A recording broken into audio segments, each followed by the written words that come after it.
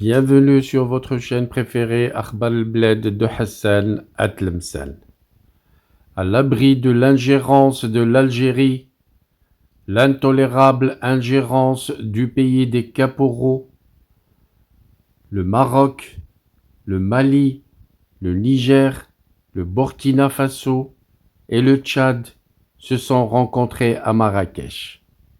Écoutons le mot de bienvenue qui a été annoncé par le ministre des Affaires étrangères marocain, Nasser Bourita. Permettez-moi de vous souhaiter la bienvenue à Marrakech.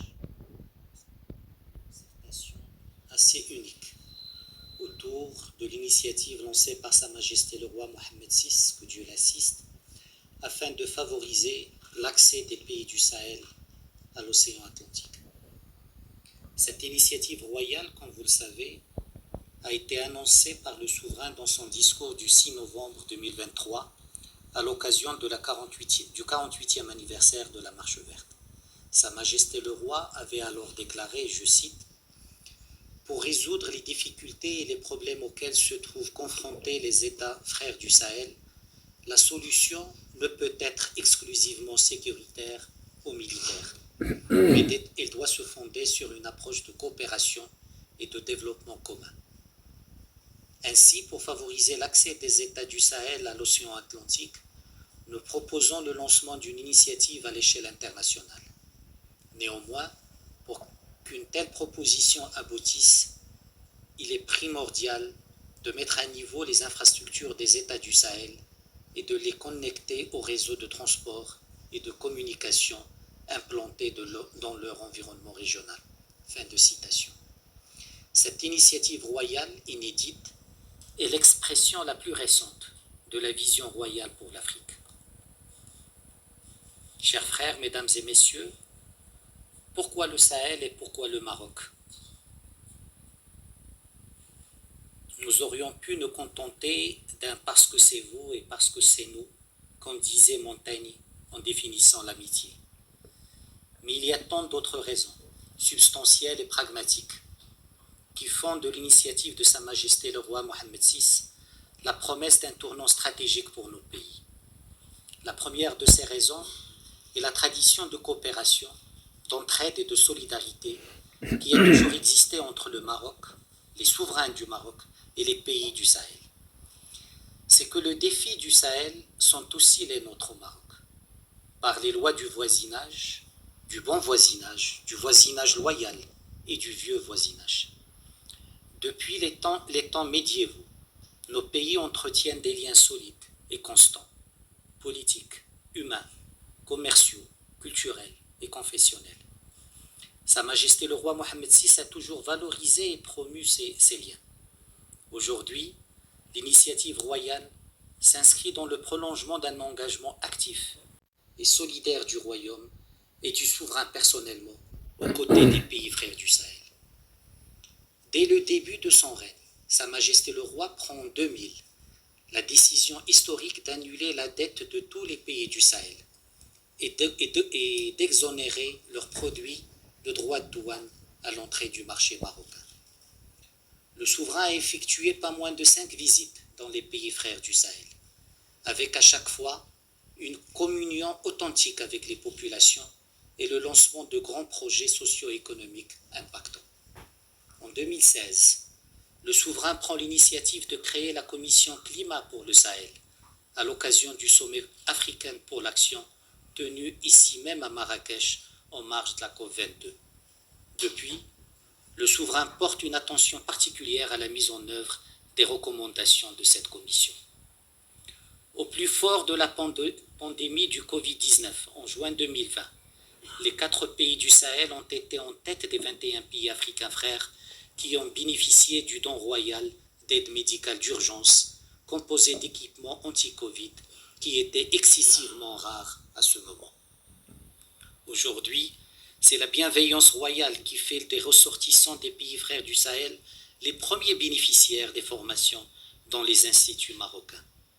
Ceci est vrai en matière religieuse au sein de l'Institut Mohammed VI pour la formation des imams mourchidines et mourchidates puisqu'il y a au moins 500 imams maliens qui ont été formés, 200 imams nigériens et 199 tchadiens. C'est le cas aussi pour les établissements publics d'enseignement supérieur marocains, où le total des boursiers originaires du Sahel s'élève en cette année académique à 741 étudiants pour le Mali, 478 pour le Niger, 493 pour le Burkina et 374 pour le Tchad. Le propos de ce rappel n'est pas d'être exhaustif, d'abord parce qu'on ne peut pas l'être, et ensuite et surtout parce que Sa Majesté le roi Mohamed VI a toujours voulu que le Maroc, et je cite, partage ce qu'il a sans ostentation. Fin de citation. Le propos ici est simplement et humblement de capitaliser sur une tradition de coopération solidaire pour démontrer une triple conviction qui sous-tend l'approche royale.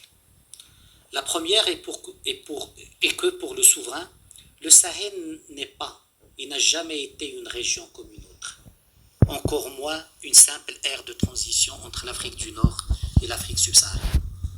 Région nodale, le Sahel est un gisement stratégique de l'économie mondiale et un épicentre de paix et de sécurité régionale.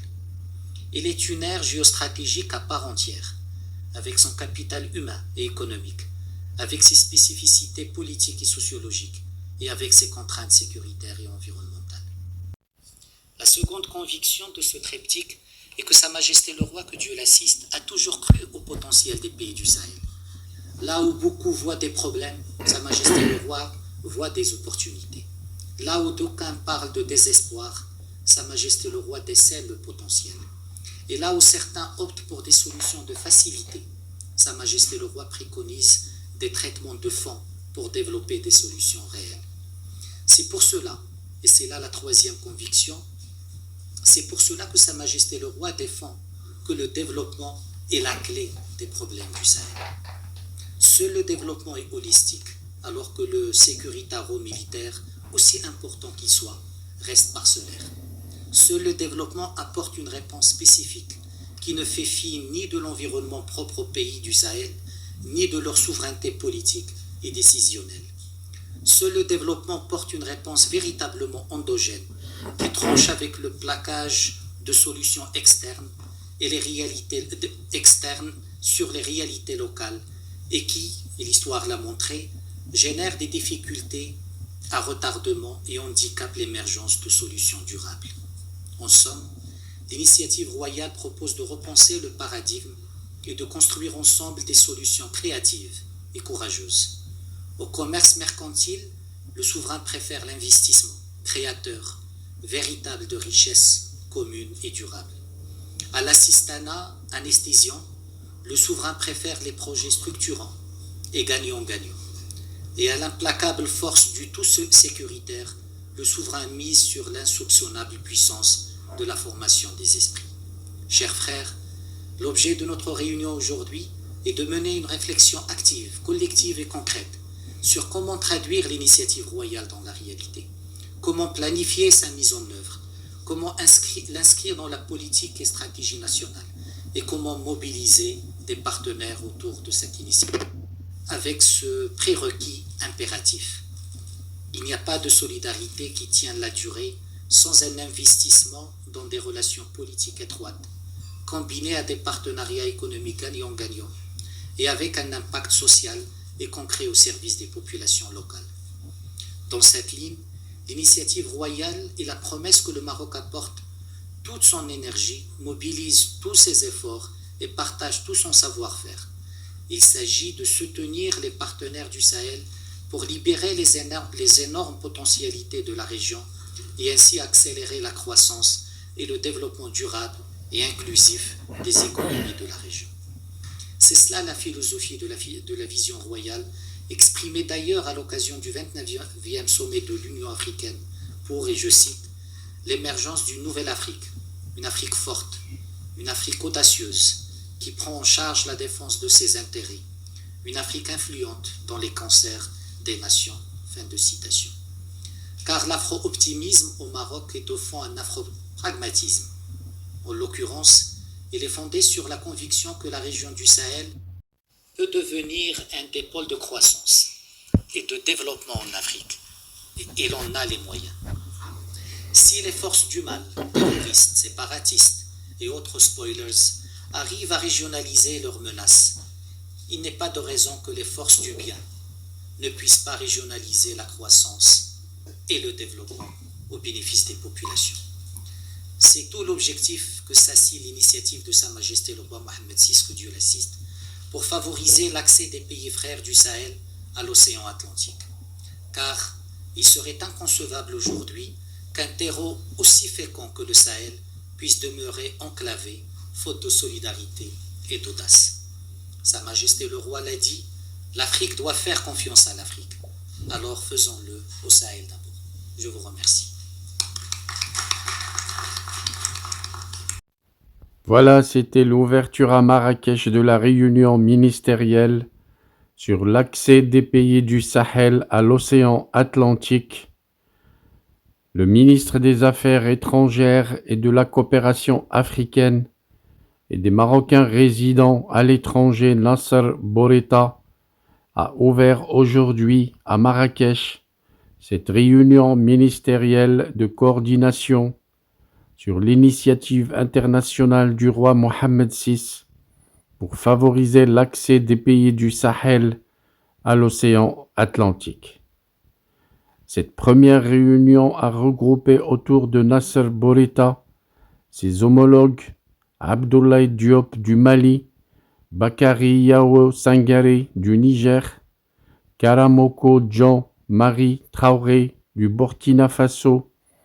Le Tchad a été représenté par le directeur général Afrique et intégration africaine du ministère des Affaires étrangères, des Tchadiens de l'étranger et de la coopération internationale Abakar Kourma.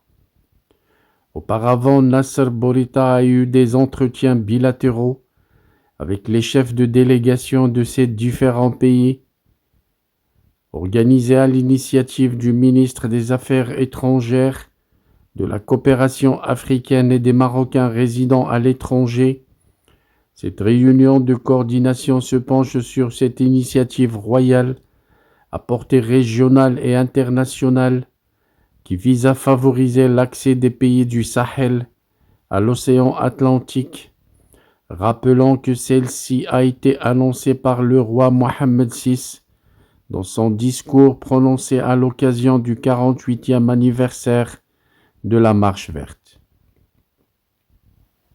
S'inscrivant dans le prolongement des efforts constants déployés par le Royaume du Maroc, sous la conduite éclairée du roi pour une Afrique prospère, cette initiative offre un potentiel sans précédent à même d'apporter des solutions adaptées pour renforcer l'intégration et la coopération régionale, la transformation structurelle des économies de ces pays frères et l'amélioration des conditions de vie de la population sahélo-saharienne dans le cadre d'une approche novatrice et intégrée favorisant la stabilité et la sécurité de la région.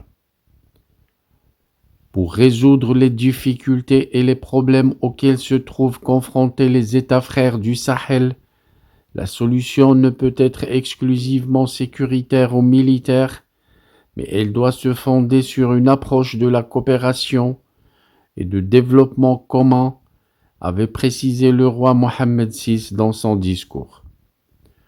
Dans ce cadre, l'initiative royale ouvre le champ pour permettre aux pays sahéliens enclavés d'accéder aux infrastructures routières et portuaires du royaume.